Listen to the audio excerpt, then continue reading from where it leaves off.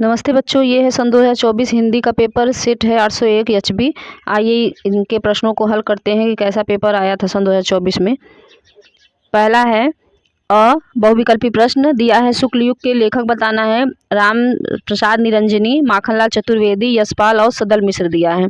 तो इसका right answer यहाँ पे देखिए लगा हुआ है, माखनलाल चतुर्वेदी है।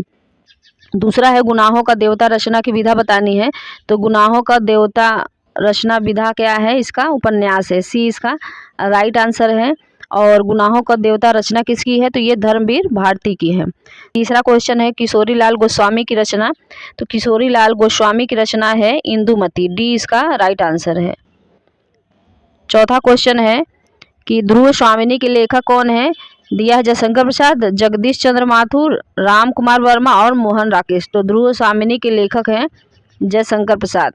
ये इसका राइट आंसर है। आगे है संस्कृति और सभ्यता निबंध के निबंधकार कौन है? तो इसके निबंधकार हैं रामचंद्र शुक्ल। सी इसका राइट आंसर है। आगे है भाव विलास के रचयिता बताना है। तो भाव विलास के रचयिता हैं देव। डी इसका राइट आंसर है। सातवां दिया है रीति मुक्त काव्यधारा की रचना बतानी है। तो रीति मुक्त काव्यधारा की रचना कौन सी है? ये है रीति मुक्त काव्यधारा रचना बिहारी सतसई। बी इसका राइट आंसर है। आगे दिया है दूसरा सप्तक का प्रकाशन वर्ष बताना है। तो दूसरा सप्तक प्रकाशन वर्ष है 1951। बी इसका राइट आंसर है। नौवां दिया है कि प्रगतिवाद युग के कवि। तो प्रगतिवाद युग के कवि कौन है? शिवमंगल सिंह सुमन दिया है, प्रभाकर माचवे, नरेश मेहता और जगदीश गुप्त।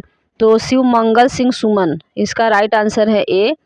ये प्रगतिवादी युग के कवि हैं, जबकि प्रभाकर माचवे, नरेश मेहता और ये जगदीश गुप्त ये हैं प्रयोगवाद के।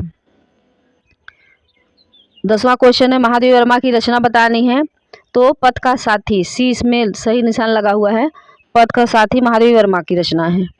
11वां क्वेश्चन है बिंध के वासी उदासी तपोव्रतधारी महाबिनु नारी दुखारे में बताना है कौन सा रस है? तो इसमें है हास्य रस है। बी इसका राइट आंसर है।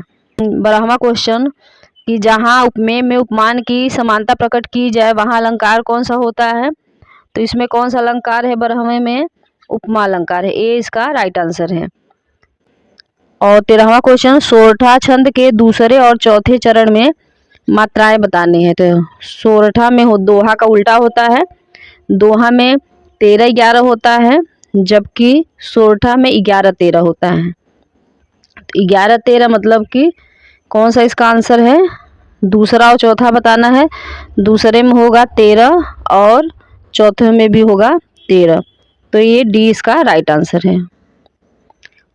14वां क्वेश्चन है अपव्यय शब्द में उपसर्ग बताना है। उपसर्ग किसी शब्द के आगे लगता है, जैसे कि आप जानते हैं, तो व्यय के साथ अब जुड़ा हुआ है। तो सी इसका राइट आंसर है। माता पिता में समास बताना है। तो माता और पिता ये है, और जहाँ लगता है वहाँ द्वंद्व समास हो जाता है, जबकि द्विगु समास जो है वो संख्यावाची होता है। समुद्र शब्द का पर्यायवाची शब्द नहीं है। तो सागर, पारावार, जलधि ये तीनों समुद्र का पर्यायवाची है, जबकि महीपति समुद्र का पर्यायवाची नहीं है। 17वां क्वेश्चन है 100 का तत्सम बताना है। तो 100 का होगा ए वाला राइट आंसर है शत। तेषाम में विभक्ति और वचन बताना है। तो तेषाम में विभक्ति वचन कौन सा है? सह, तौ, ते, तम, तौ, तान, तेन, ताभ्या, तय। और उसके बाद ये अगर आप पढ़ेंगे तो इसमें आएगा षष्ठी विभक्ति बहुवचन। सी इसका राइट आंसर है। आगे है 19वां क्वेश्चन तुमसे सोया नहीं जा सकता। इसमें वाच्य बताना है कि कर्तृवाच्य है कि कर्मवाच्य, भाववाच्य। तो तुमसे सोया नहीं जा सकता, तो ये क्या है? भाववाच्य है, भावना बताई जा रही है। 20वां क्वेश्चन है विकारी पद नहीं है। तो यहाँ पे विकारी पद कौन सा नहीं है? ये प्रतिदिन, ये विकारी पद नहीं है। खंड ब है वर्णात्मक प्रश्न 21वां। निम्नलिखित में से किसी एक गद्यांश का आधारित सभी प्रश्नों के उत्तर देना है। क दिया है यह एक नैतिक और आध्यात्मिक स्रोत है। ये है भारतीय संस्कृति वाला पाठ और डॉक्टर राजेंद्र प्रसाद जी इसके लेखक हैं। तो जैसे पहला दिया है उपयुक्त गद्यांश का संदर्भ लिखिए। तो प्रस्तुत गद्यांश हमारी पाठ्य पुस्तक हिंदी के भारतीय संस्कृति नामक पाठ से लिया गया है और इसके लेखक डॉक्टर राजेंद्र प्रसाद हैं। ये हो गया। और मानव मात्रा के लिए वर्तमान में क्या आवश्यक होगा, जब इसका डिटेल अच्छे से पढ़ेंगे तो आपको आंसर मिल जाएगा। और तीसरा दिया है गद्यांश के रेखांकित अंश की व्याख्या कीजिए। तो यहाँ से लगभग यहाँ तक जो है आपको अच्छे से यहाँ इसकी व्याख्या करनी है। फिर अथवा करके दिया है कि ईर्ष्या से बचने का उपाय मानसिक संतुलन है। तो ईर्ष्या वाला पाठ है कि ईर्ष्या तू न गई मेरे मन से और रामधारी सिंह दिनकर इसके लेखक हैं। तो इसका संदर्भ वैसा ही हो जाएगा जैसे राजेंद्र प्रसाद कर लिखे हैं। इसमें केवल आपको ईर्ष्या तू न गई मेरे मन से पाठ की जगह लिखना है और लेखक की जगह रामधारी सिंह दिनकर करना है। फिर दिया है क्वेश्चन कि ईर्ष्या से बचने के लिए किस आदत को छोड़ देना चाहिए। तो यहाँ पे कहाँ है कि जो व्यक्ति ईर्ष्यालु स्वभाव का है उसे फालतू बातों के बारे में सोचने की आदत छोड़ देनी चाहिए। हो गया। रेखांकित अंश की यहाँ पे व्याख्या करनी रहेगी। फिर 22वां क्वेश्चन है निम्नलिखित में से किसी एक पद्यांश पर आधारित सभी प्रश्नों के आपको उत्तर देने हैं। क दिया है अविगत गति कछु कहत न आवे, जो गूंगे मीठे फल को रस अंतर्गत ही भावे। ये है सूरदास के पद से लिया गया है। तो संदर्भ यहाँ पे जैसे लिया है पद्यांश का संदर्भ लिखिए। तो संदर्भ क्या है कि प्रस्तुत पद्यांश हमारी पाठ्य पुस्तक हिंदी काव्यखंड के पद से लिया गया है और सूरदास जी इसके रचयिता हैं। और इसका प्रसंग आप लिखेंगे कि प्रस्तुत पद्यांश में सूरदास जी ने कृष्ण के चरणों में अपनी भक्ति का वर्णन किया है। अब व्याख्या देखिए, कहा है कि यहाँ पे व्याख्या करने के लिए है पद्यांश के रेखांकित अंश की व्याख्या करनी है। तो यहाँ रेखांकित जैसे अविगत गति कछु कहत न आवे। तो यहाँ पे क्या लिखा गया, सूरदास जी कहते हैं कि निराकार ब्रह्म की स्थिति के बारे में कछु कहत न, कुछ कहा ही नहीं जा सकता है। मतलब निराकार जो ब्रह्म है उसके बारे में कुछ कहा ही नहीं जा सकता है। जिस प्रकार जो गूंगे मीठे फल को रस अंतर्गत ही भावे। तो जिस प्रकार गूंगा व्यक्ति मीठे फल का स्वाद अपने हृदय में ही, अपने मन में ही अनुभव करता है लेकिन उसे मुख से बोल नहीं सकता, उसी तरह जो निर्गुण ब्रह्म है उसके आनंद को केवल अनुभव किया जा सकता है और उसको प्रकट बोल के नहीं किया जा सकता है। ये हो गया। और इसका काव्य सौंदर्य आप क्या लिखेंगे, काव्य सौंदर्य जब व्याख्या करेंगे तो थोड़ा सा 2-4 आप काव्य सौंदर्य में डालेंगे तो नंबर अच्छे से मिलेगा। जैसे भाषा है साहित्यिक ब्रज, शैली मुक्तक है, गुण प्रसाद है और रस इसमें क्या है भक्ति और शांत, छंद इसमें गे है, गे पद है या गीतात्मक लिखेंगे। ये हो गया। और दिया है अगम और अगोचर से तात्पर्य बताइए। तो इसका क्या तात्पर्य है कि जिस तक इंद्रियों के माध्यम से पहुंचा नहीं जा सकता है तथा जिसको आँखों से देखा नहीं जा सकता है उसे अगम और अगोचर कहते हैं। आगे अथवा करके दिया है कि चल अंचल में झरझर झरते पथ में जुगनू के स्वर्ण फूल, दीपक से देता बार बार तेरा उज्ज्वल चितवन विलास, रूप सी तेरा घन केस पास।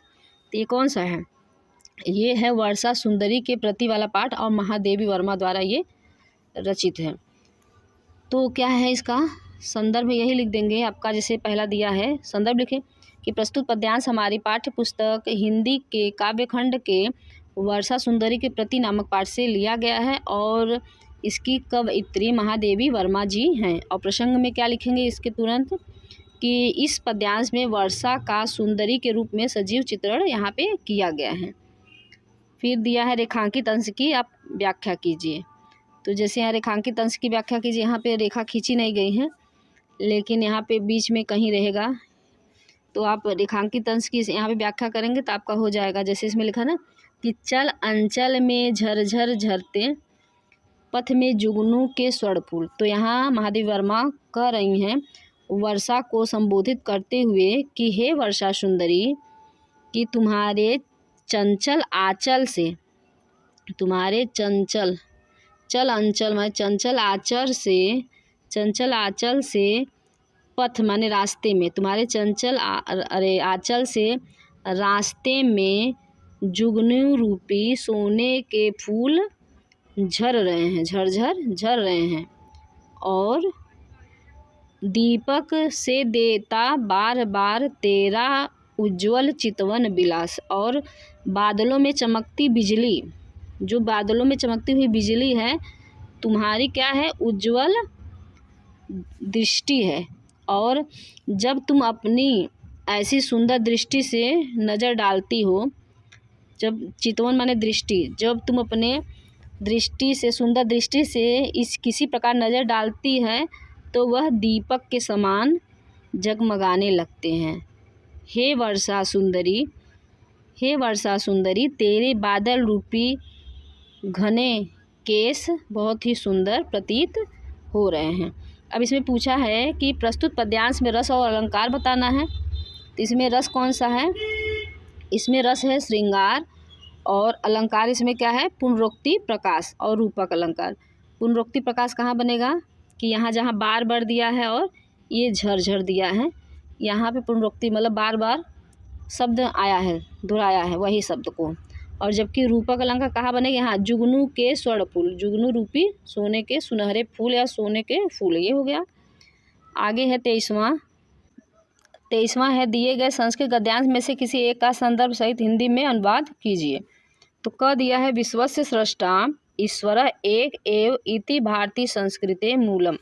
तो ये है भारतीय संस्कृति वाला पाठ और इसका संदर्भ आपको लिखना है तो 2 नंबर मिलेगा और अनुवाद करेंगे तो 3 नंबर आपको मिलेगा। तो संदर्भ क्या है कि प्रस्तुत गद्यांश हमारी पाठ्य पुस्तक हिंदी के संस्कृत खंड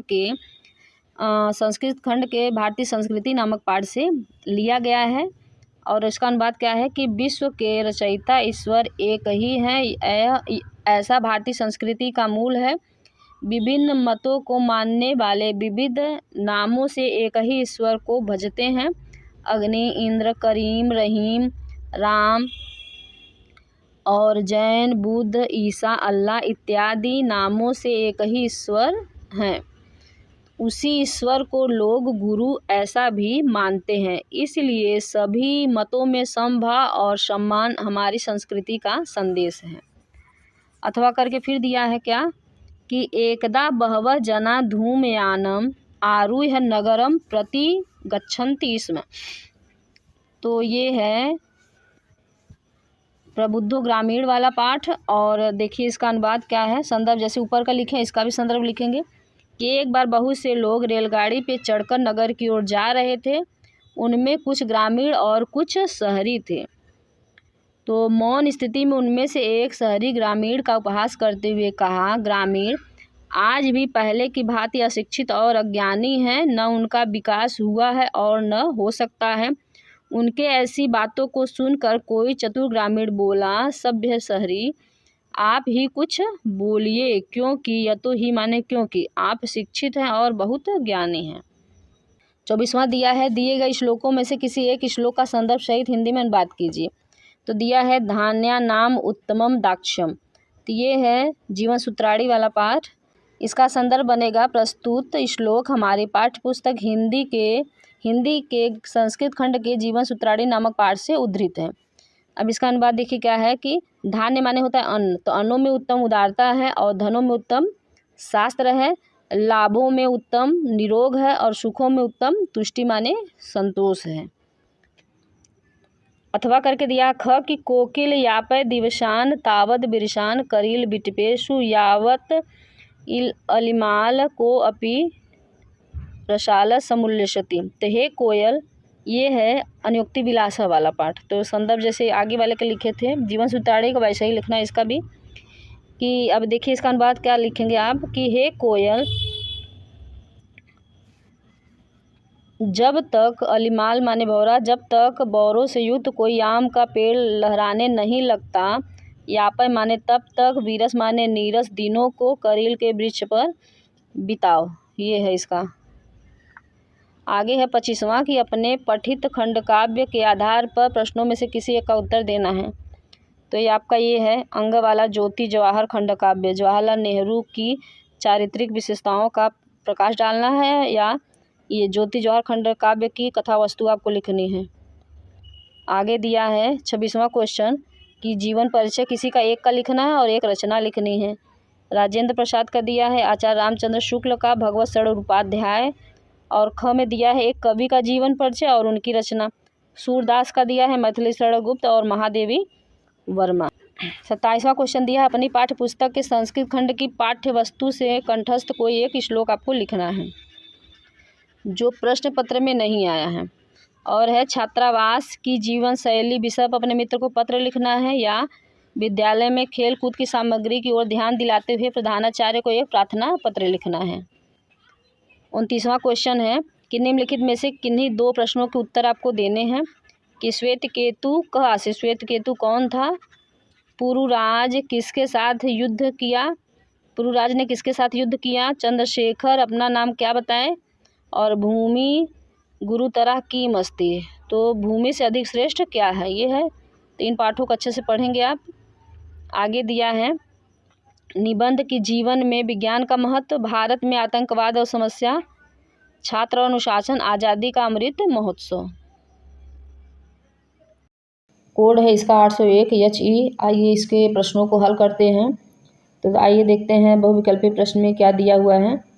खंड अ बहुविकल्पी प्रश्न में पहला है रक्षाबंधन नाटक के नाटककार बताना है। ए दिया है उपेंद्र नाथ अश्क, बी हरि कृष्ण प्रेमी, सी रामकुमार वर्मा, डी चतुर्सेन शास्त्री। तो इसका राइट आंसर है बी हरि कृष्ण प्रेमी।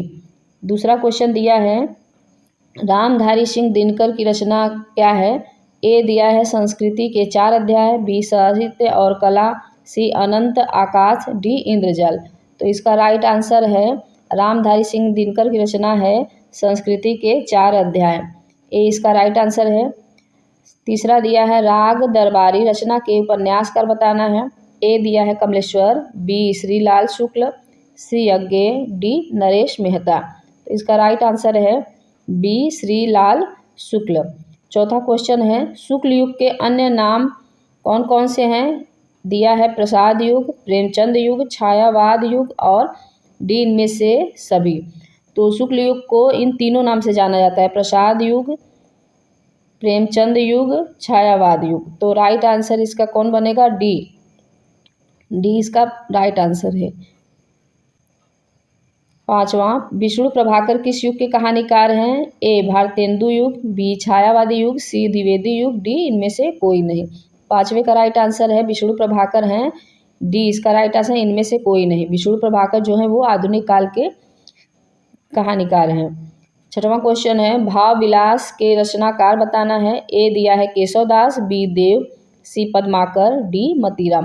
तो इसका राइट आंसर है बी देव। भाव विलास के जो रचनाकार हैं वो देव हैं। सातवां क्वेश्चन है प्रयोगवादी काव्य की विशेषता बतानी है। ए दिया है चित्रमयी कल्पना की प्रधानता, बी रूढ़ियों के प्रति विद्रोह, सी प्राकृतिक वर्णन, डी आश्रयदाताओं की प्रशंसा। तो सातवें का राइट आंसर है रूढ़ियों के प्रति विद्रोह, बी इसका राइट आंसर है। आठवां क्वेश्चन है काव्य की प्रवृत्ति एवं रचना शैली के आधार पर रीतिकाल की कितनी धाराएं स्वीकार की गई हैं। दिया है 1, 5, 3 और 6। तो इसका राइट आंसर है सी 3। नौवां क्वेश्चन है कि जौहर काव्य के रचनाकार कौन है।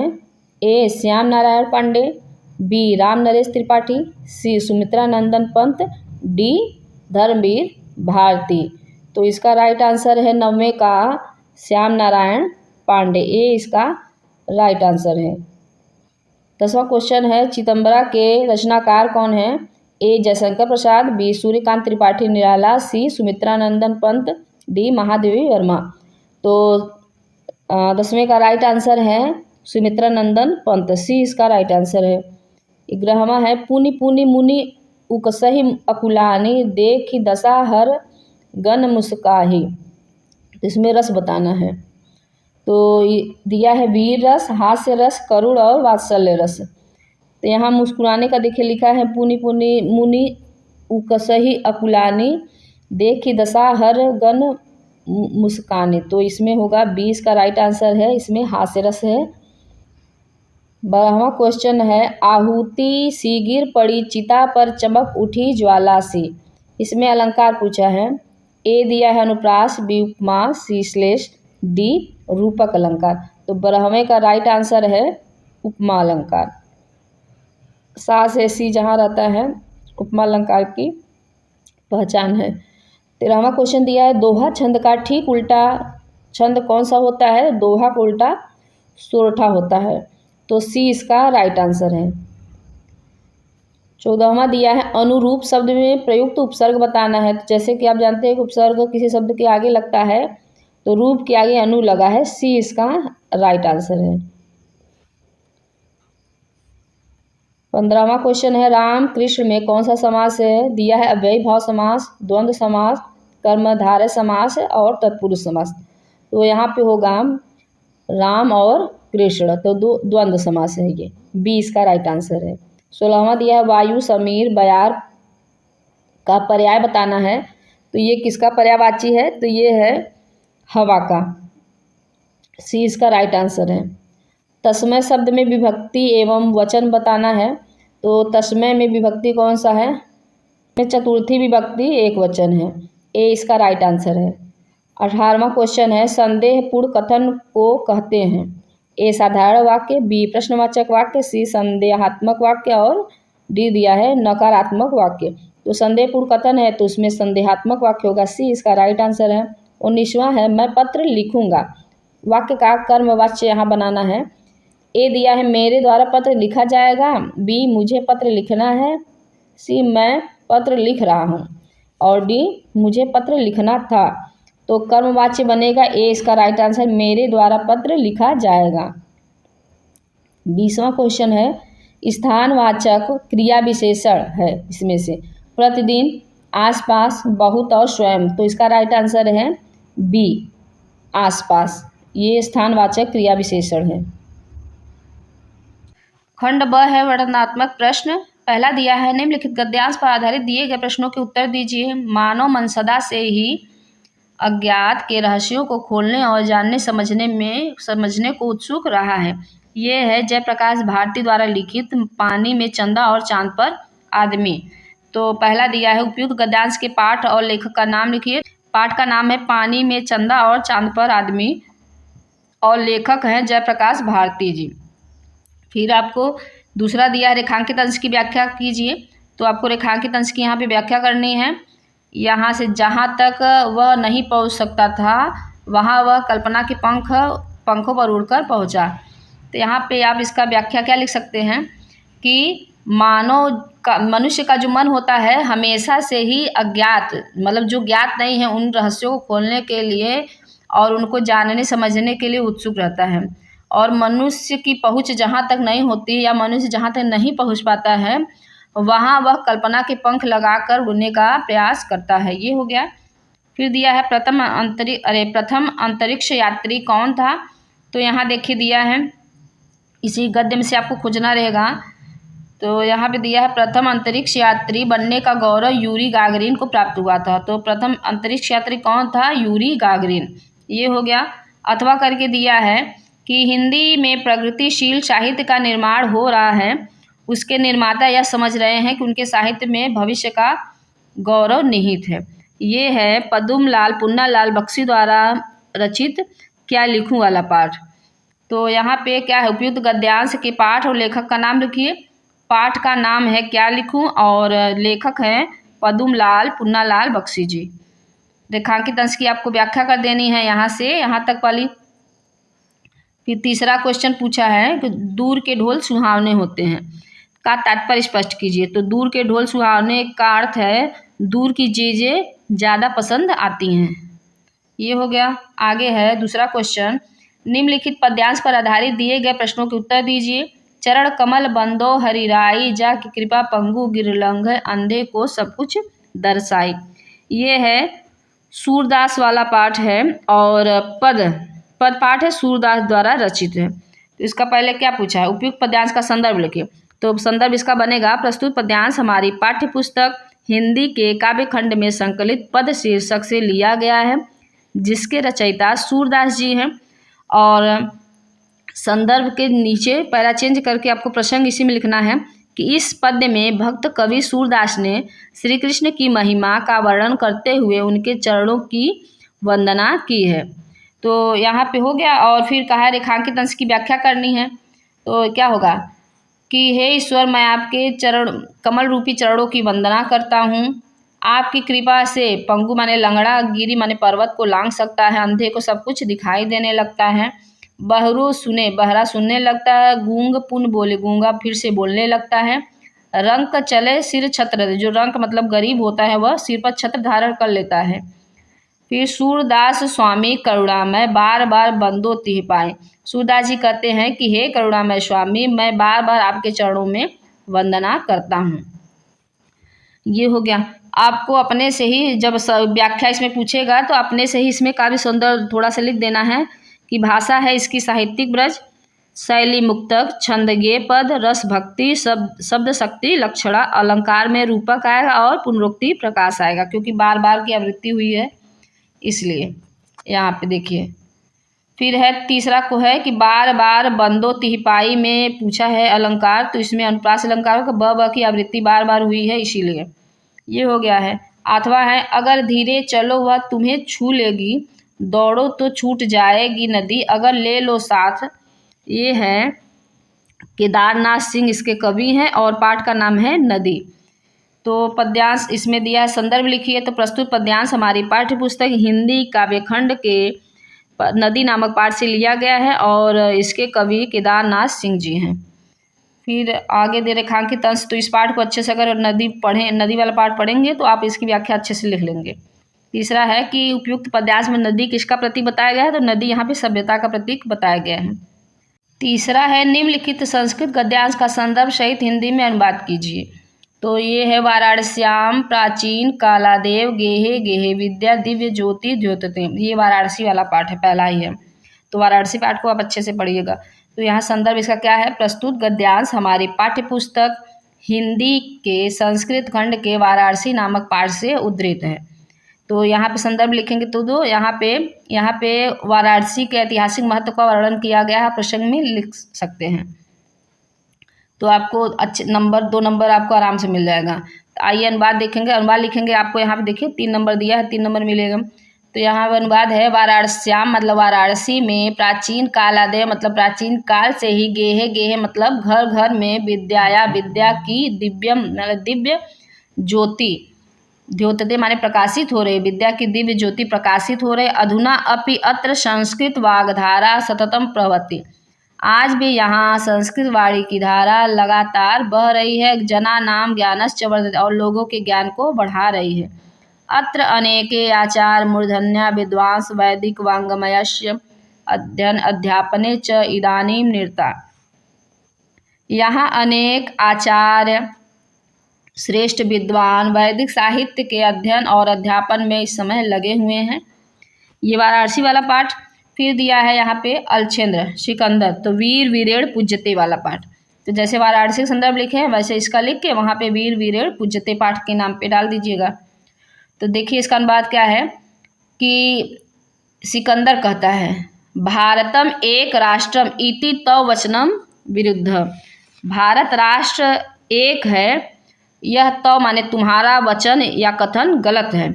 इह तावत राजानः जना च परस्परम दुहते हैं, यहाँ पर यह तावत माने यहाँ पर राजा और प्रजा एक दूसरे से द्वेष करते हैं, पुरुराज कहते हैं। तत् सर्वम अस्माकम आंतरिक विषय, वह सब हमारा आंतरिक विषय है। बाह्य शक्ति तत्र हस्तक्षेप असह यवनराज, हे यवनराज बाह्य शक्ति का वहाँ पे हस्तक्षेप असहनीय है। पृथक धर्मा पृथक भाषा भूषा अपि वयम सर्वे भारतीया, अलग अलग धर्म अलग अलग वेशभूषा भाषा होते हुए भी हम सभी भारतीय हैं। विशालम अस्माकम राष्ट्र, हमारा राष्ट्र विशाल है। चौथा दिया है दिए गए संस्कृत पद्यांश का संदर्भ सहित हिंदी में अनुवाद कीजिए। नीर क्षीर विवेके हंस आलस्यम त्वमेव तनुषे चेत, विश्वम अस्मिन् अधु अन्य कुलव्रतम पालय शक्ति कह। ये है अनुक्ति विलासा वाला पाठ। तो यहाँ पे हंस के पक्ष में क्या है कि हे हंस, अगर तुम नीर माने पानी, क्षीर माने दूध, अगर दूध और पानी को अलग करने में तुम्हें माने तुम ही तनुष्य चेता आलस करोगे, आलस्य से यहाँ लिखा है आलस करोगे, तो अस्मिन विश्व माने इस संसार में, अन्य माने दूसरा, कह माने कौन है जो कुलव्रत का पालन करेगा। ये हंस के पक्ष में है। और मनुष्य के पक्ष में क्या बनेगा कि हे मानव या हे मनुष्य, तुम अगर नीर क्षीर की जगह हो जाएगा सत्य और सत्य, कि हे मनुष्य, अगर तुम ही गलत और सही या सत्य असत्य को अलग करने में आलस करोगे तो इस संसार में ऐसा कौन होगा जो अपने कुल धर्म और कुल कर्तव्यों का पालन करेगा। अथवा करके दिया है सार्थ प्रवस्तो मित्रम भार्या मित्रम गृहस्थ। ये है जीवन सूत्रावली वाला पाठ। तो जैसे आगे का संदर्भ ये आप लिखे कि पद्यांश पाठ्य पुस्तक वाला, तो ऐसे इसका भी बना देंगे प्रस्तुत पद्यांश हमारी पाठ्य पुस्तक या प्रस्तुत श्लोक हमारी पाठ्य पुस्तक हिंदी के संस्कृत खंड के जीवन सूत्रावली नामक पाठ से लिया गया है। इसका है कि यहाँ पे यक्ष प्रश्न पूछ रहा है और युधिष्ठिर जवाब देते हुए कहते हैं साथ में जाने वाला, प्रवास माने विदेश में मित्र होता है, भार्या मतलब पत्नी, पत्नी घर में मित्र होती है, आतुरस्य भिषकः मित्रम दानम मित्रम मरिष्यतम। आतुर माने होगा रोगी, वैध विषक माने रोगी का मित्र वैध होता है और मरने वाले का मित्र दान होता है। 5वां प्रश्न है अपने पठित खंड काव्य के आधार पर दिए गए प्रश्नों में से किसी एक प्रश्न का उत्तर दीजिए। ख दिया है ज्योति जवाहर खंड काव्य कथानक का संक्षेप में लिखिए, और दूसरा दिया है ज्योति जवाहर खंड काव्य में कवि ने सम्राट अशोक के किन किन गुणों का वर्णन किया है। और आगे है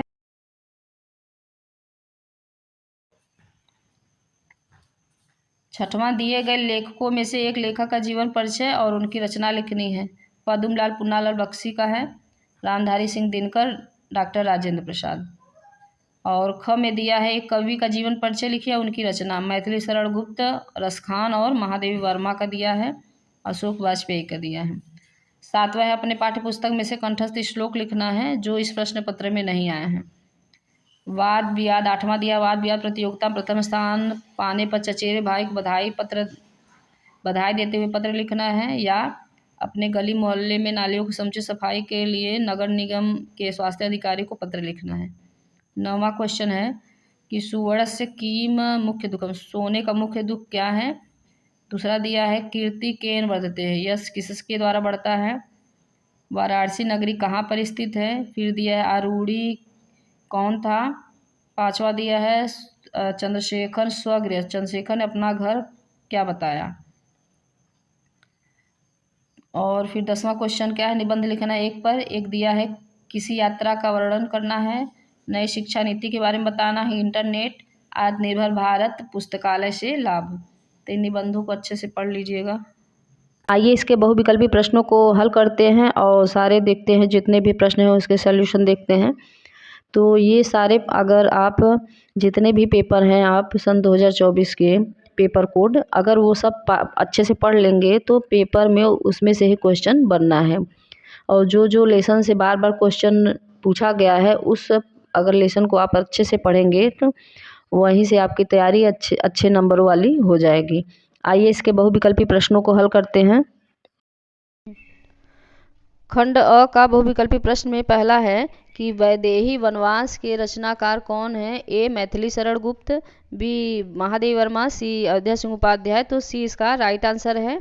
प्रयोगवाद के कवि हैं भूषण दिया है अज्ञेय, सुमित्रा नंदन पंत और महादेवी वर्मा। तो इसका राइट आंसर है प्रयोगवाद के कवि हैं अज्ञेय जी, बी इसका राइट आंसर है। तीसरा है भाव विलास के रचनाकार कौन है। ए दिया है देव, बी फिर दिया है बिहारी, चिंतामणि और मतीराम। तो ए इसका राइट आंसर है देव। चौथा क्वेश्चन है छत्रसाल दशक किसकी रचना है। पद्माकर दिया है बिहारी, भूषण और मतीराम। तो छत्रसाल दशक है रचना भूषण की, सी इसका राइट आंसर है।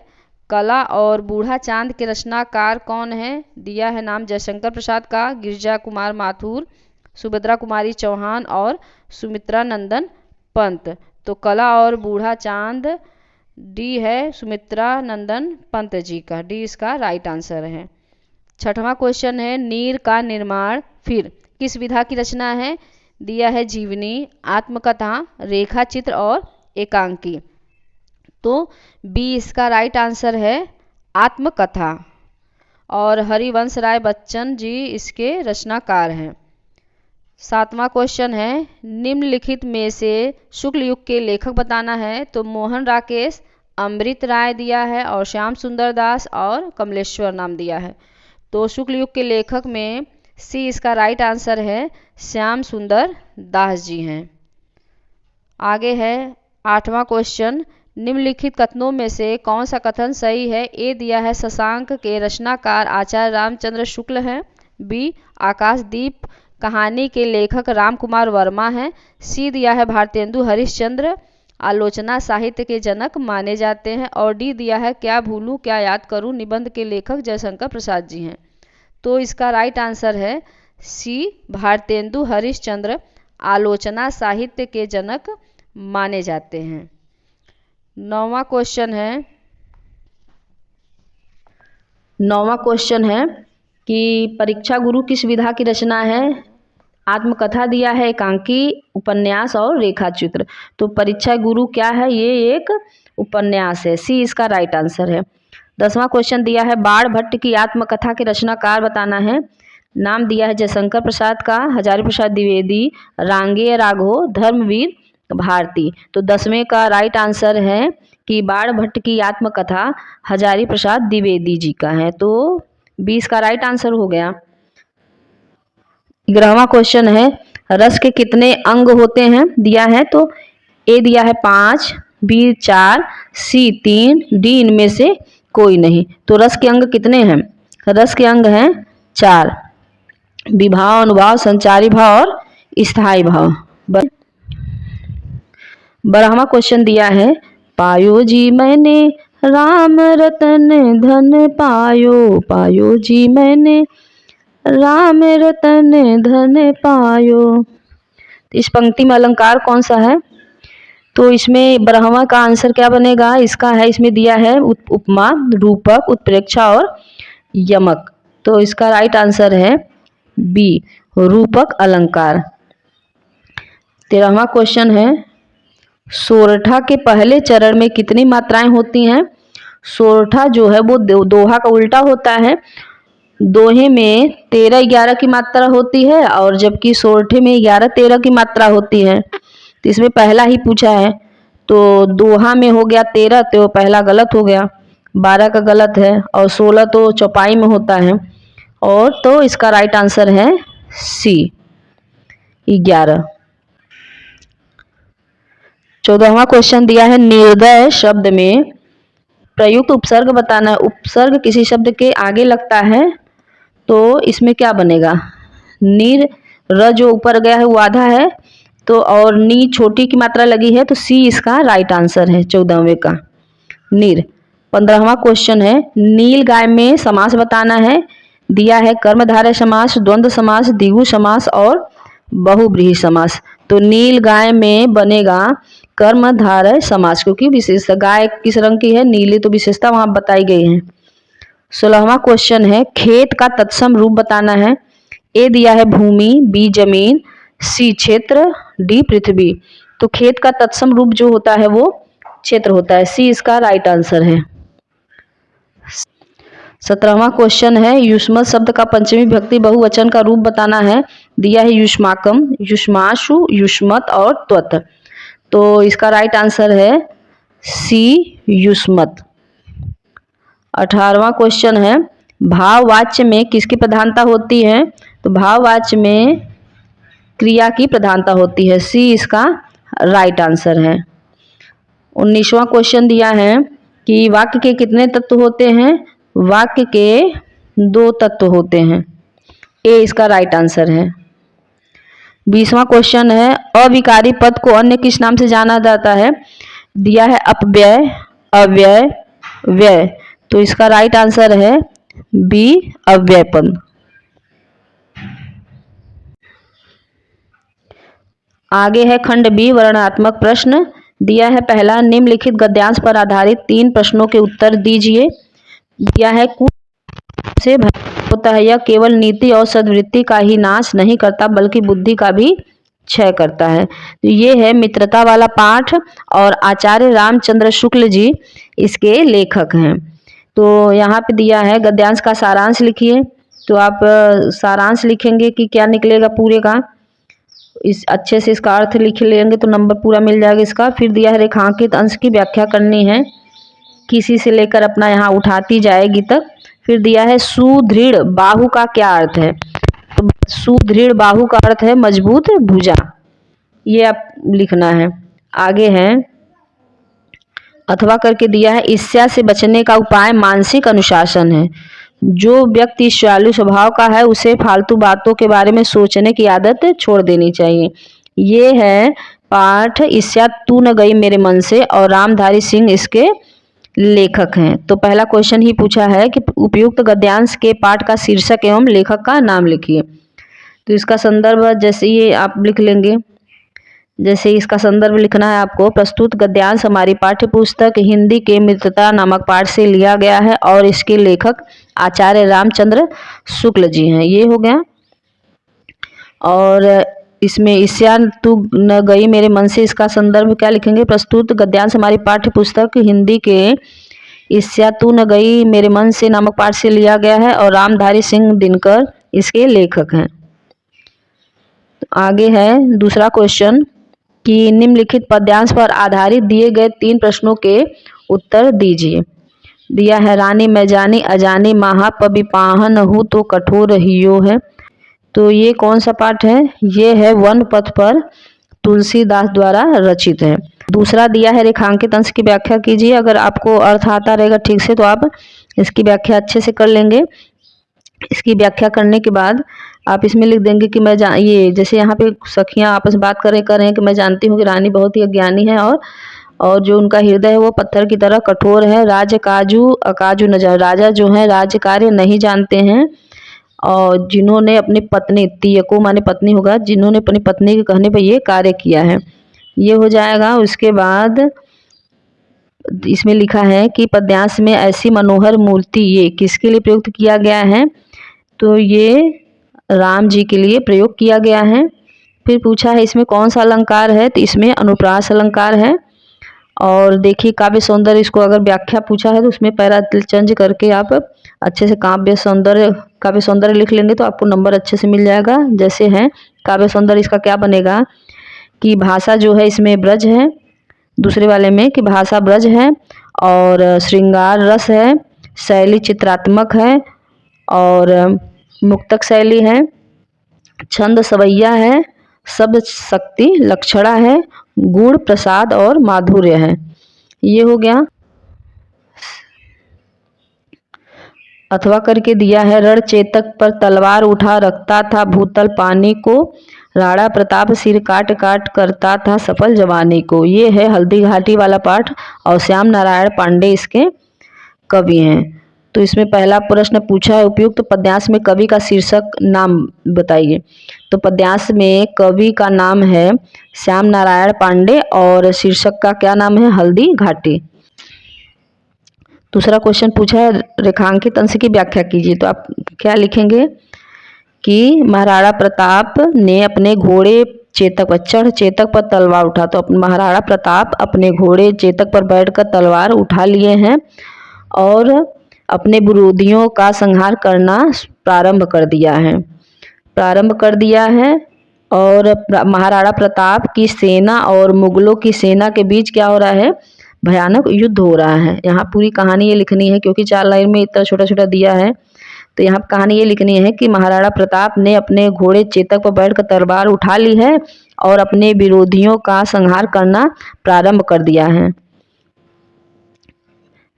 ये आप यहाँ सब लिखेंगे कि उठा लिया है, तलवार उठा लिया है और अपने विरोधियों का संहार करना प्रारंभ कर दिया है। महाराणा प्रताप की जो सेना है वह मुगलों की सेना के बीच वहाँ पे क्या चल रहा है? युद्ध चल रहा है। और जिस प्रकार भूमि के नीचे पानी में हलचल होती है, जिस प्रकार लिखा है ना, रखता था भूतल पानी को, जिस प्रकार भूमि के नीचे पानी में हलचल होती है उसी तरह महाराणा प्रताप के मन में भी उस समय हलचल चल रही है। फिर क्या है?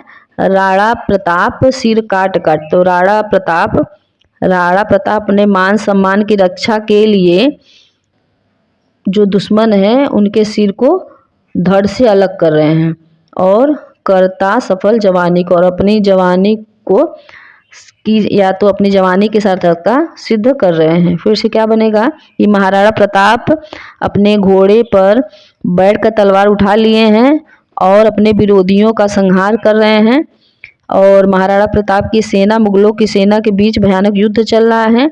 जिस प्रकार जमीन के नीचे पानी में हलचल होती है, वैसे ही महाराणा प्रताप के मन में भी हलचल हो रही है। महाराणा प्रताप अपने दुश्मनों का सिर काट काट कर अलग कर रहे हैं और अपनी जवानी के साथ हरता सिद्ध कर रहे हैं। ये हो गया। आगे क्या है, तो उपयुक्त पद्यांश में किस योद्धा का वर्णन किया गया है? तो यहाँ पे पद्यांश में महाराणा प्रताप का वर्णन किया गया है। तीसरा क्वेश्चन है, निम्नलिखित संस्कृत गद्यांशों में से किसी एक अवतरण का संदर्भ सहित हिंदी में अनुवाद करना है। जैसे पहला दिया है कि वाराणस्याम प्राचीन कालादेव गेहे गेहे विद्याया दिव्य ज्योति द्योतते। तो ये कौन सा पाठ है? ये है वाराणसी वाला पाठ। ये है वाराणसी वाला पाठ। इसका अनुवाद संदर्भ आप देख लीजिए क्या लिखेंगे। प्रस्तुत गद्यांश हमारी पाठ्य पुस्तक हिंदी के संस्कृत खंड के वाराणसी नामक पाठ से लिया गया है। तो इसका अनुवाद देखते हैं क्या बनेगा। अनुवाद है, वाराणसी में प्राचीन काल से ही घर घर में विद्या की दिव्य ज्योति प्रकाशित हो रही है। अधुनापि आज भी अत्र माने यहाँ संस्कृत वाग धारा, संस्कृत वाणी की धारा सतत प्रवृत्ति लगातार बह रही है और जनानाम ज्ञानश्च वर्धयति और लोगों के ज्ञान को बढ़ा रही है। यहाँ क्या बनेगा कि यहाँ अनेक आचार्य श्रेष्ठ विद्वान वैदिक साहित्य के अध्ययन और अध्यापन में इस समय लगे हुए हैं। न केवल भारतीय अपितु माने बल्कि न केवल भारतीय बल्कि विदेशी संस्कृत भाषा के अध्ययन के लिए अत्र आगच्छन्ति, यहाँ आते हैं, अध्ययन के लिए यहाँ आते हैं। निःशुल्कम च विद्याम गृह्णन्ति और निःशुल्क विद्या ग्रहण करते हैं। आगे है, विश्वस्य स्रष्टा ईश्वरः एक एव इति भारतीय संस्कृति मूलम। तो ये भारतीय संस्कृति वाला पाठ है। तो जिस तरह ऊपर का वाराणसी संदर्भ लिखे ठीक वैसे ही लिखना है, केवल वहाँ पे भारतीय संस्कृति लिख देना है। इसका अनुवाद है, विश्व के रचयिता ईश्वर एक ही है, ऐसा भारतीय संस्कृति का मूल है। विश्व से सृष्टा माने विश्व के रचयिता। फिर है, विभिन्न मतावलंबिन मतलब विभिन्न धर्मों को मानने वाले विविधय नामाभि विभिन्न नामों से एकम एव ईश्वरम भजन्ति एक ही ईश्वर का भजन करते हैं। अग्नि, इंद्र, कृष्ण, करीम, राम, रहीम, जैन, बुद्ध, ईशा इत्यादि नामानि माने नाम से एकस्य एक एव माने ही एक ही परमात्मनः संति एक ही ईश्वर है। तम एव माने उसी, ईश्वर माने ईश्वर को, जना माने लोग, गुरु इति अपि मन्यते गुरु ऐसा भी मानते हैं। अतः माने इसलिए, सर्वेशाम इसलिए सभी मतों में समभाव और सम्मान हमारी संस्कृति का संदेश है। चौथा क्वेश्चन है, दिए गए संस्कृत पद्यांशों में से किसी एक का संदर्भ सहित हिंदी में अनुवाद करना है। दिया है, रात्रि गमिष्यति भविष्यति सुप्रभातम भास्वानु उदेश्यति हसिष्यति पंकजाले। ये है अनुयुक्ति विलासा वाला पाठ। इसका संदर्भ देखिए।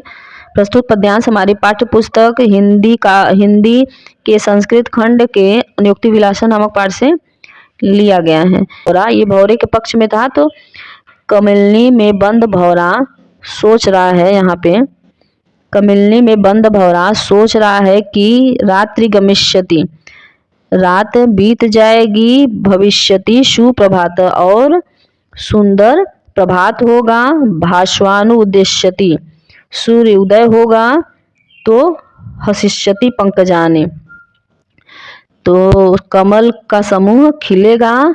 इत्थम विचिंतयति कोशे गते द्विरेफे।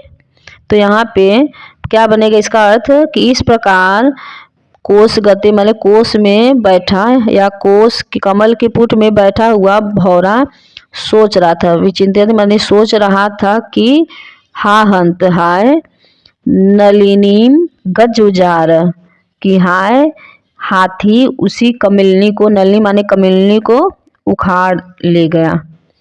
ये इसका हो जाएगा। फिर मानव के पक्ष में क्या बनेगा कि मनुष्य जो है सुख की आशा में अपने दुखों को काटता रहता है, परंतु उसका दुख कभी समाप्त नहीं होता और अचानक उसको मृत्यु आ जाती है। मतलब भाव यह है कि मनुष्य चाहता कुछ है और हो कुछ और जाता है, क्योंकि सभी पर ईश्वर की मर्जी चलती है।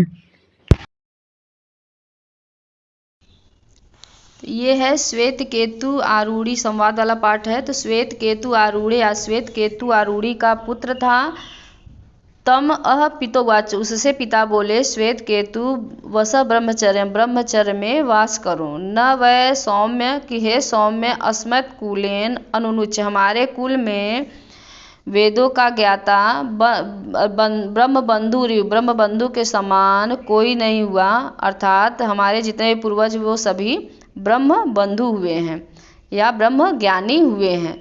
पांचवा दिया है कि अपने पठित खंडकाव्य के आधार पर दिए गए एक प्रश्न का उत्तर देना है। तो दिया क्या है कि ज्योति जवाहर खंडकाव्य के आधार पर उसके नायक का चरित्र चित्रण लिखना है। तो आपको यहाँ जवाहरलाल नेहरू का चरित्र चित्रण लिखना है। और दूसरा दिया है ज्योति जवाहर खंडकाव्य की कथा वस्तु संक्षेप में लिखनी है। तो इन दोनों में से आपको किसी एक प्रश्न का उत्तर देना है। आगे दिया है ये जीवन परिचय किसका किसका आया है। एक दिया है जयप्रकाश भारती का जीवन परिचय आपको लिखना है, उनकी रचना। और दूसरा दिया है पद्मलाल पुन्नालाल बख्शी की। और तीसरा दिया है जयशंकर प्रसाद का। तो इन तीनों को आप अच्छे से पढ़ लेंगे तो इसमें से क्वेश्चन भी बन सकेंगे और जीवन परिचय तो आप लिखेंगे ही। फिर दिया है ये सूरदास मैथिली शरण गुप्त और माखनलाल चतुर्वेदी का जीवन परिचय दिया है। और अपनी पाठ्य पुस्तक में से किसी एक श्लोक को करना है जो कि इसमें नहीं आया है, ठीक है। तो फिर आगे दिया है कि सर्वे यात्रिणः कम दृष्टवान हसन, सभी यात्री किसको देखकर हंसने लगे। 8वें क्वेश्चन में से प्रश्न उत्तर 2 लिखना है संस्कृत का। दूसरा दिया पुरुराज गीताया कम संदेशा कथय, पुरुराज ने गीता का क्या संदेश कहा। और तीसरा दिया है कूपः किमर्थम दुखम अनुभवति, कुएं ने किस दुख का अनुभव किया या कुआं किस दुख का अनुभव करता है। और चौथा है रिपुः कया वर्धते, शत्रु किसके द्वारा बढ़ते हैं। ये हो गया। आगे दिया है 9वां वाला कि निम्नलिखित में से किसी एक विषय पर आप निबंध लिखिए। तो पहला कौन सा दिया है विज्ञान वरदान व अभिशाप है। दूसरा दिया है नारी सशक्तिकरण। तीसरा दिया है स्वच्छ भारत अभियान। और चौथा दिया है छात्र और अनुशासन। तो ये चारों जो विषय है निबंध के इनको पढ़ लेंगे और अच्छे से लिखने का आप तरीका सीख लेंगे निबंध, ताकि आपको पेपर में अच्छा नंबर मिल सके। कोड है इसका 801 HD। आइए इसके बहुविकल्पी प्रश्नों को हल करते हैं।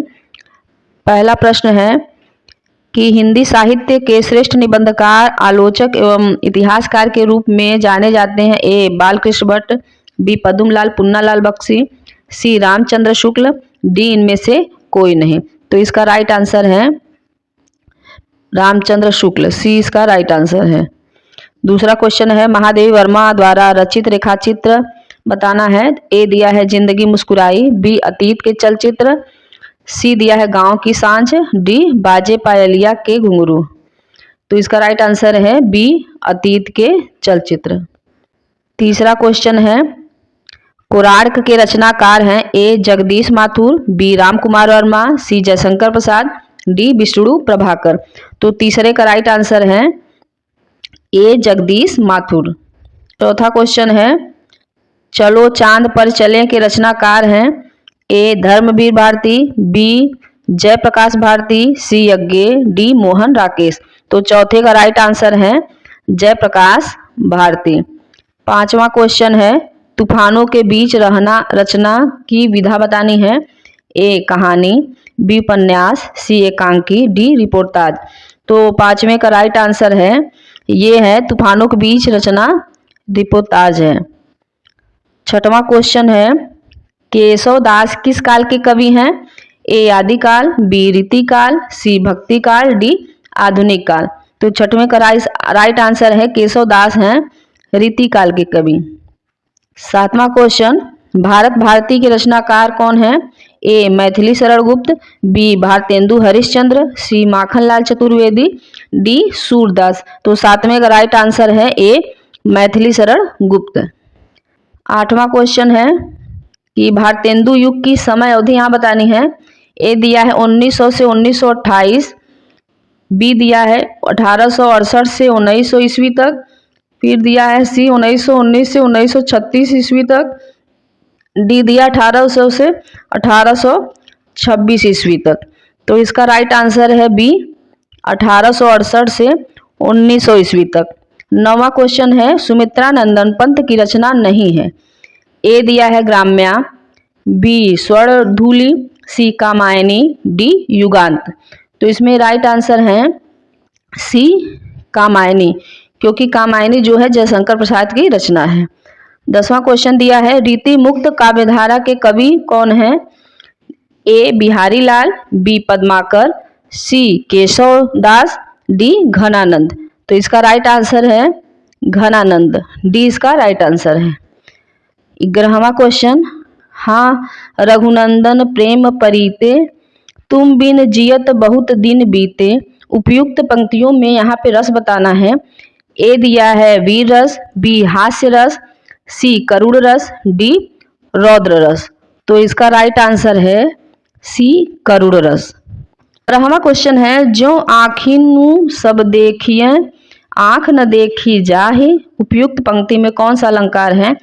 ए उपमा अलंकार, बी रूपक अलंकार, सी श्लेष अलंकार, डी उत्प्रेक्षा अलंकार।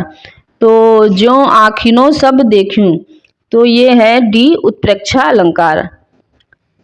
13वां क्वेश्चन, सोरठा छंद के पहले एवं तीसरे चरण में मात्राएं यहाँ बतानी है। ए दिया है 13-11, बी 11-13, सी 11-11, डी इनमें से कोई नहीं। तो जो सोरठा होता है वो दोहा का उल्टा होता है। दोहा में मात्राएं होती हैं 13-11 की, जबकि सोरठा में होती हैं 11-13 की। लेकिन इसमें पहला और तीसरा पूछा है, तो पहले और तीसरे में 11-11 मात्राएं बनेंगी। तो सी इसका राइट आंसर है। आगे है 14वां क्वेश्चन, सुगम शब्द में प्रयुक्त उपसर्ग बताना है। तो उपसर्ग किसी शब्द के आगे लगता है, जबकि प्रत्यय किसी शब्द के पीछे लगता है। तो सुगम में सु उपसर्ग लगा हुआ है, ए इसका राइट आंसर है। नवरत्न में समास बताना है। 15वां क्वेश्चन, ए कर्मधारय समास, बी द्विगु समास, सी तत्पुरुष समास, डी अव्ययी भाव समास। नवरत्न जो है संख्यावाची शब्द है, नौ रत्नों का समूह है, इसीलिए होगा बी इसका राइट आंसर है द्विगु समास। 16वां क्वेश्चन, पृथ्वी का पर्यायवाची शब्द नहीं है। भू मतलब पृथ्वी होता है, धरा मतलब भी पृथ्वी होता है, वसुधा भी पृथ्वी का ही पर्यायवाची है, जबकि डी प्रसून जो है वो पृथ्वी का पर्यायवाची नहीं होता, ये प्रसून मतलब होता है पुष्प। अब 17वां क्वेश्चन दिया है कि त्वाम शब्द में विभक्ति एवं वचन बताना है। तो ए दिया है द्वितीय विभक्ति एक वचन, चतुर्थी विभक्ति एक वचन, सी दिया है षष्ठी विभक्ति बहुवचन, डी है तृतीय विभक्ति एक वचन। तो इसका राइट आंसर होगा ए। 18वां क्वेश्चन, अर्थ के आधार पर वाक्य का भेद बताना है कि कितने भेद होते हैं। ए दिया है 4, बी 8, सी 2, डी दिया है 5। तो इसका राइट आंसर है 8, बी इसका राइट आंसर है। 19वां क्वेश्चन, कर्तृ वाच्य में प्रधानता किसकी होती है। ए दिया है क्रिया की, बी दिया है विशेषण की, सी कर्ता की, डी कर्म की। तो कर्तृ वाच्य में प्रधानता कर्ता की होती है, सी इसका राइट आंसर है। 20वां क्वेश्चन है, जिनके अलग अलग रूप वाक्यों में मिलते हैं वे पद क्या कहलाते हैं। ए दिया है विकारी पद, बी अविकारी पद, सी प्रत्यय पद, डी अव्यय पद। तो ए इसका राइट आंसर है। जिनके अलग अलग रूप वाक्यों में मिलते हैं उन्हें विकारी पद कहते हैं। आगे क्वेश्चन में खंड बी है, वर्णनात्मक प्रश्न दिया है। निम्नलिखित गद्यांश पर आधारित दिए गए प्रश्नों के उत्तर दीजिए। जो वृद्ध हो गए हैं, जो अपनी बाल्यावस्था और तरुणावस्था से दूर आए हैं, उन्हें अपनी अतीत काल की स्मृति बड़ी सुखद लगती है। वे अतीत का ही स्वप्न देखते हैं। ये कौन सा पाठ है? ये है क्या लिखूं पाठ, और पद्मलाल पुन्नालाल बख्शी इसके लेखक हैं। तो पहला प्रश्न दिया है उपयुक्त अवतरण के पाठ और लेखक का नाम लिखना है। तो उपयुक्त अवतरण में पाठ का नाम है क्या लिखूं और लेखक का नाम है पद्मलाल पुन्नालाल बख्शी। फिर दिया है दूसरा क्वेश्चन, रेखांकित अंश की व्याख्या कीजिए। तो आपको रेखांकित अंश की व्याख्या करनी है। यहाँ पे आगे दिया है लेखक ने वर्तमान काल को सुधारों का काल क्यों कहा है। तो इसमें से आप जब प्रश्नों पूरा पढ़ेंगे डिटेल और इसमें से जब खोजेंगे तो आपको इसका आंसर यहाँ पे मिल जाएगा। तो यहाँ पे ऊपर दिया हुआ है कि देखिए यहाँ से लास्ट में आया है कि इसी से वर्तमान काल सदैव सुधारों का काल बना रहता है।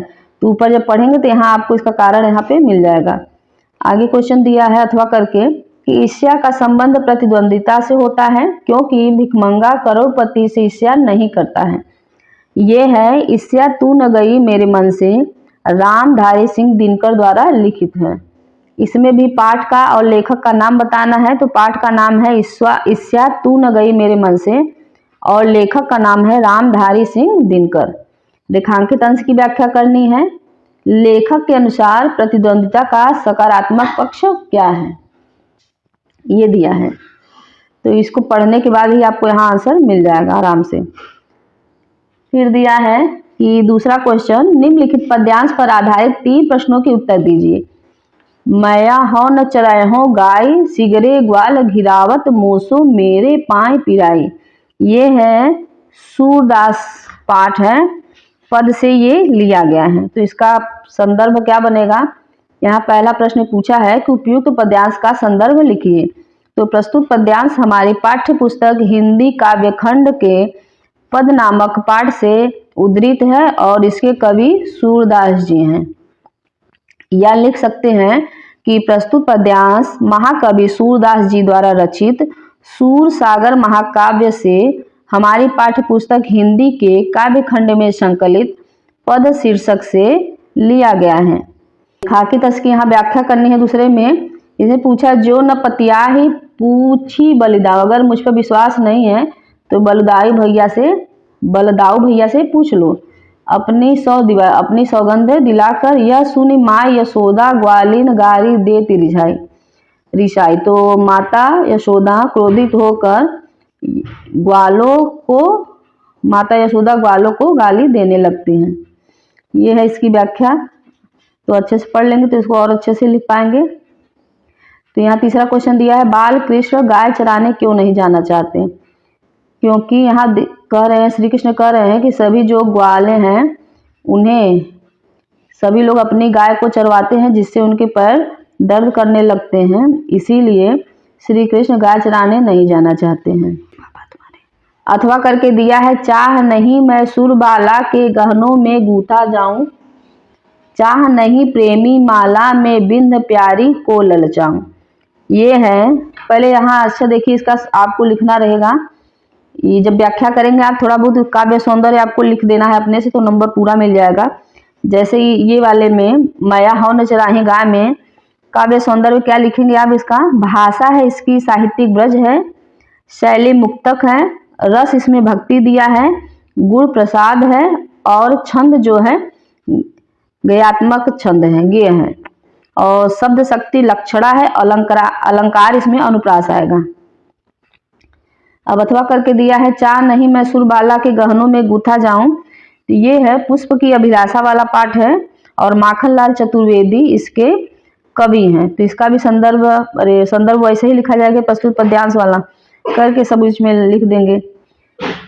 तो फिर रेखांकित अंश की आपको यहाँ व्याख्या कर देनी है कि मुझे तोड़ लेना बनमाली, कि हे बनमाली मुझे तुम तोड़ लेना और उस पथ पे देना तू फेंक, और तुम मुझे उस रास्ते पर फेंक देना जिस मातृभूमि पर भी अनेक वीर अपने शीश को चढ़ाने के लिए जाते हैं या अपने प्राणों का बलिदान देने के लिए जाते हैं। ये हुआ। फिर अब व्याख्या करने के बाद आपको भी इसमें काव्य सौंदर्य पूरा लिख देना है। इसका काव्य सौंदर्य क्या बनेगा कि मुझे तोड़ लेना बनमाली इस वाले में। भाषा इसमें है सरल खड़ी बोली है, शैली भावात्मक है, गुण ओज है, रसवीर है, छंद तुकांत है, शब्द शक्ति लक्षणा है। तीसरा दिया उपयुक्त अवतरण पुष्प किसका प्रतीक है? फूल को किन चीजों की चाह नहीं और क्यों? तो यहाँ जब इसका अर्थ आपको आता रहेगा तो आप लिख लेंगे कि क्यों नहीं चाहता वो। तीसरा क्वेश्चन है निम्नलिखित संस्कृत गद्यांश का संदर्भ सहित हिंदी में अनुवाद कीजिए। विश्वस्य स्रष्टा ईश्वरः एक एव इति, यह है भारतीय संस्कृति वाला पाठ। इसका संदर्भ कैसे लिखेंगे कि प्रस्तुत गद्यांश हमारी पाठ्य पुस्तक हिंदी के संस्कृत खंड के भारतीय संस्कृति नामक पाठ से लिया गया है। तो इसका अनुवाद देखिए क्या बनेगा। विश्वस्य स्रष्टा ईश्वरः एक एव इति भारतीय संस्कृति मूलम, विश्व का सृष्टा ईश्वर एक ही है, ऐसा भारतीय संस्कृति का मूल है। विभिन्न मतावलंबिनः विविध नामभिः एकम एव ईश्वरम भजन्ते, विभिन्न मतों को मानने वाले विभिन्न नामों से एक ही ईश्वर का भजन करते हैं। अग्नि, इंद्र, कृष्ण, करीम, राम, रहीम, जीन, बुद्ध, ख्रिस्त, अल्लाह इत्यादीनि नामानि एकस्य एव परमात्मनः सन्ति। अग्नि, इंद्र, कृष्ण, करीम, राम, रहीम, जैन, बुद्ध, ईसा, अल्लाह इत्यादि नामों से एक ही परमात्मा हैं। तम एव ईश्वरम जनाः गुरु इत्यभिमन्यते, उसी ईश्वर को लोग गुरु ऐसा भी मानते हैं। अतः सर्वेषां मतानां समभाव, इसलिए सभी मतों में समभाव, सम्मानाश्च और सम्मान। अस्माकं संस्कृते संदेश, हमारी संस्कृति का संदेश है। अथवा दिया है आगे कि ताडिता चंद्रशेखर पुनः पुनः भारतम जयतु इति वदति, ये है देशभक्त चंद्रशेखर वाला पाठ। तो पहले की तरह इसका भी संदर्भ लिख लेंगे। इसमें देखिए अनुवाद क्या बनेगा कि पिटते हुए चंद्रशेखर बार बार भारत माता की जय ऐसा बोलते हैं। एवं स 5-10 कसाघाते ताडितः, इस प्रकार वह 5-10 मतलब 15 कोड़े उन्हें मारा जाता है। यदा चंद्रशेखर कारागारात मुक्त, जब चंद्रशेखर कारागार से मुक्त होकर बहिः आगच्छति बाहर आए, तदैव तभी सर्वे जना सभी लोग तम परितः, उनको परितः माने चारों ओर से वेष्टयन्ति मतलब घेर लेते हैं। बहवः बालका तस्य पादयोः पतन्ति, बहुत से बालक उनके पैरों में गिर जाते हैं। तम माला भी अभिनंदयति, उनका मालाओं से अभिनंदन भी करते हैं। चौथा क्वेश्चन है कि दिए गए संस्कृत पद्यांश का संदर्भ सहित हिंदी में अनुवाद कीजिए। दिया है नितराम नीचो अस्मिति त्वम खेदम कूप कदापि माँ वृथा, ये है अनियुक्ति विलासा वाला पाठ। तो इसका संदर्भ देखिए कैसे लिखना है कि प्रस्तुत श्लोक हमारी पाठ्य पुस्तक के संस्कृत खंड में संकलित अनियुक्ति विलासा नामक पाठ से लिया गया है।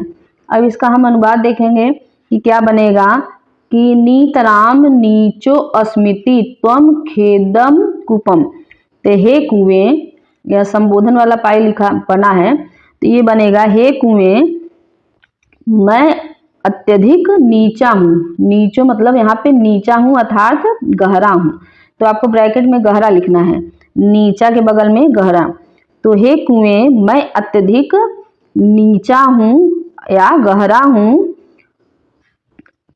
तुम इस प्रकार कभी दुखी मत होना। कदापि माने कभी भी, मत माँ माने मत, त्रिधा माने दुखी, तुम खेदम माने दुखी, तुम कभी दुखी मत होना। अत्यंत फिर दिया है अत्यंत सरस हृदयो यतः परेशान गुण ग्रहिता असि, कि क्योंकि तुम अत्यंत सरस हृदय माने सरल हृदय वाले अर्थात जल से भरे हुए हो, और परेशान मतलब दूसरों के गुणों को ग्रहण करने वाले हो, तो गुणों की जगह यहाँ पे आप ब्रैकेट में रस्सी लिखेंगे, रस्सियों को ग्रहण करने वाले हो। फिर से देखिए कि हे कुएं, मैं अत्यधिक नीचा हूँ अर्थात गहरा हूँ, तुम इस प्रकार कभी दुखी मत होना, क्योंकि तुम सरल हृदय वाले हो और दूसरों के गुणों को ग्रहण करने वाले हो। अथवा करके दिया आगे, सार्थ प्रवस्तो मित्रम भार्या मित्रम गृहेशत। ये है जीवन चित्राड़ी वाला पाठ। तो इसका भी संदर्भ आप लिख लेंगे कि प्रस्तुत श्लोक हमारी पाठ्य पुस्तक हिंदी के संस्कृत खंड के जीवन सूत्राणी नामक पाठ से लिया गया है। तो इसका क्या बनेगा अनुवाद कि प्रवस्तो माने विदेश में, तो साथ जाने वाला विदेश में मित्र होता है। भार्या मित्रम गृहेशत, घर में पत्नी मित्र होती है। आतुरस्य भीषक, आतुर माने होता है रोगी, भीषक माने वैद्य, तो रोगी का मित्र वैद्य होता है। दानम मित्रम मरीषत, और मरने वाले का मित्र दान होता है। आगे क्वेश्चन 5वां दिया है, अपने पठित खंड काव्य के आधार पर दिए गए प्रश्नों में से किसी एक प्रश्न का उत्तर यहाँ देना है। तो आप लोग का ये ख वाला है, ज्योति जवाहर वाला आपको पढ़ना है यहाँ पे कि ज्योति जवाहर खंड काव्य के आधार पर जवाहरलाल नेहरू का चरित्र चित्रण कीजिए। और दूसरा दिया है जवाहरलाल नेहरू खंड काव्य का जो कथानक है ज्योति जवाहर का, इसमें सारांश आपको लिखा है अपने शब्दों में। ये हो गया। 6वां क्वेश्चन है, क निम्नलिखित लेखकों में से किसी एक लेखक का जीवन परिचय देते हुए उनकी एक प्रमुख रचना लिखिए। पहला दिया है रामधारी सिंह दिनकर का, दूसरा है डॉक्टर राजेंद्र प्रसाद, तीसरा भगवत शरण उपाध्याय। आगे है